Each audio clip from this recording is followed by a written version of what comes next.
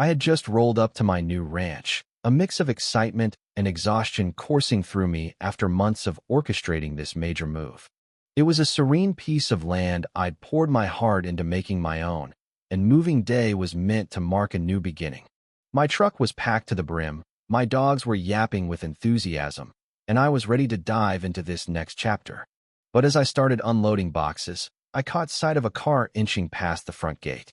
A woman I'd never seen before lowered her window, gave me a quick once-over, and drove off.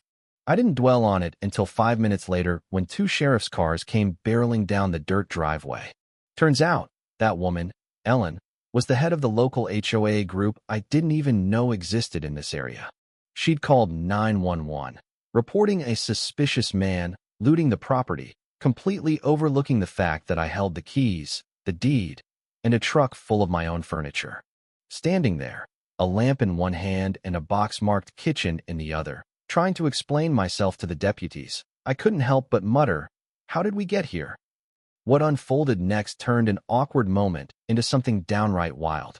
The exchange between me, the deputies, and Ellen from the HOA didn't go as she'd planned.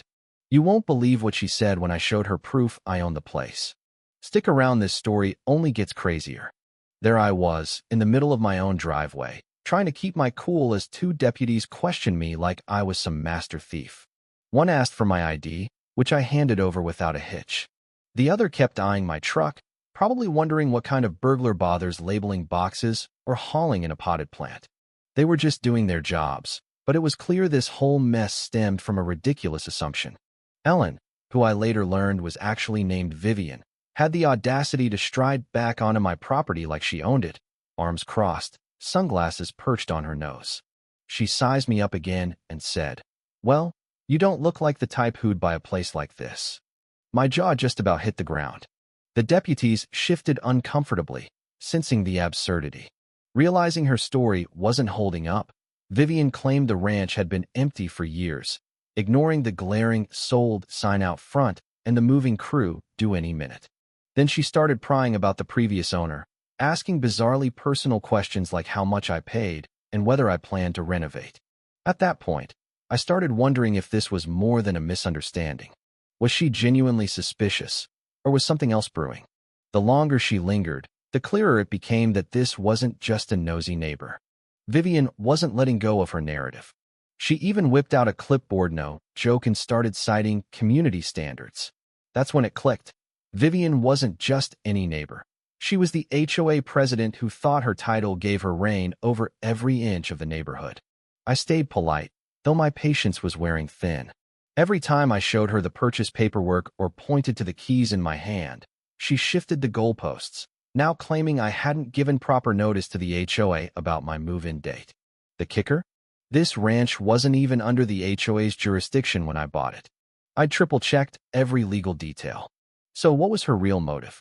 One of the deputies quietly asked if I'd had issues with her before. I told him it was my first time meeting her. He gave me a knowing look, like he'd dealt with her type before. Then another neighbor, Jake, strolled over from a few houses down. He introduced himself, glanced at Vivian, and said, "Let me guess she called the cops again." That one sentence changed the vibe entirely. If Vivian had a habit of pulling these stunts, what was her angle this time? Was she just trying to scare me off, or was there something about this ranch she didn't want me to uncover? When Jake spoke up, Vivian's confidence faltered for a split second.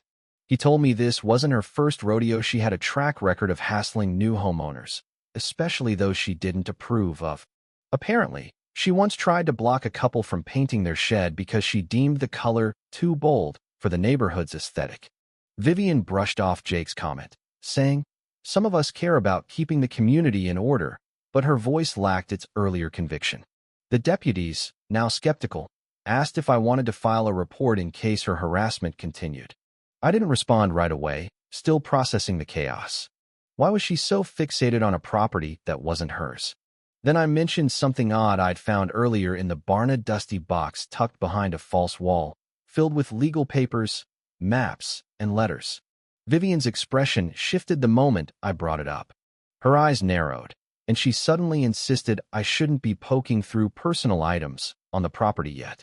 Her tone went from smug to almost frantic. The tension was palpable. Why was she so rattled by something I found on my own land? What was in that box that spooked her? Vivian tried to play it off, laughing nervously and muttering about old junk left by the previous owner. But her reaction was too quick, too forced. The deputies noticed one raised an eyebrow, and the other stepped closer, reading the situation. I didn't say more about the box then, but I couldn't shake the feeling that its contents were tied to Vivian's behavior. After she left, still grumbling about filing a complaint, I returned to the barn and opened the box again. Most of the papers were faded and water-damaged, but one folder, sealed in plastic, was labeled in bold red. Confidential HOA land dispute. That's when it started to make sense I hadn't just bought a ranch. I'd stepped into a bigger mess. One map in the folder showed boundary lines that didn't match my purchase documents. Some of the land the HOA claimed to oversee overlapped with my ranch land they might not legally control. As I was piecing this together, my phone buzzed with a call from an unknown number. A shaky voice said, "You don't know what you've gotten yourself into. Be careful who you trust," before the line went dead. That sent a chill down my spine. Standing in the barn, phone in hand, the folder open on the workbench, I realized this wasn't just about an overzealous HOA. Something deeper, maybe even dangerous, was at play. I snapped photos of the folder's contents and locked the originals in my truck. Then I drove to town to confront the real estate agent who'd sold me the property. She looked startled when I mentioned the land dispute. After a pause, she admitted she hadn't disclosed an old feud between the previous owner and the HOA. Years ago, the HOA tried to seize part of the land for a community project, but the owner fought them in court and won. The records were sealed in a quiet settlement, and most of the neighborhood never knew. It explained why Vivian acted like she owned the place. She thought the documents were long gone, and I'd be none the wiser. She didn't expect me to find the hidden files and start digging. I took everything to the county office for a full title review.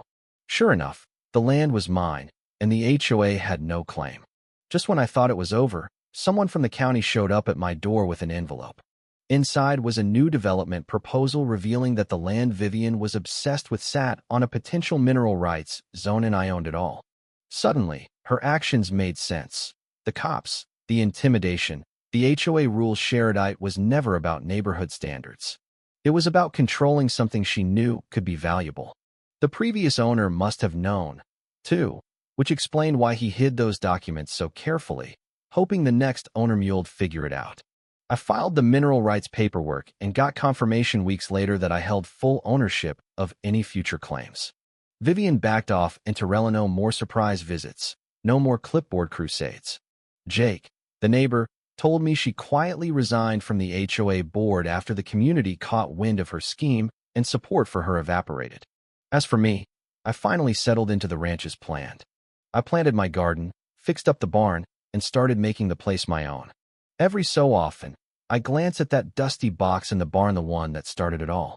It's a reminder that sometimes a simple move-in day can uncover something much bigger.